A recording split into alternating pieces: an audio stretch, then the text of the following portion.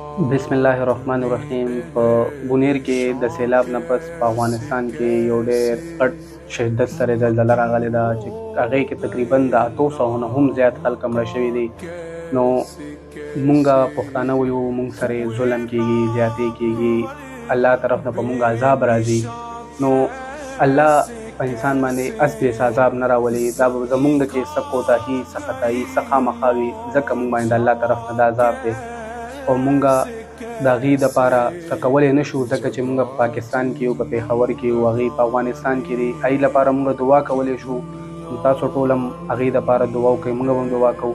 اور خبره دا ده که نه چې ټولو کې غټ کم دغه دی زمونږ اعمال دي. زمونږ اعمال ټیک نه دي. مونږ نور لکه پاکستان چې کم دی، زمونږ افغانستان، مونږ مسلمانان یو، مونږ یو ایمان زمونږ ډېر تکړه دی، خو زمونږ کم کارونه دي، کم عملونه مونږ کې فحاشي، بې حیایي، دروغ، دا هر څه ډېر زیات عام شوي دي. په نڅه خبره قسم خوړل، نن سبا قسم نه خلکو سمه روټۍ او دغه جوړه کړې ده. که زمونږ عملونه، زمونږ هر څه ټیک شي، نو الله به په مونږ باندې عذابونه نه راولي.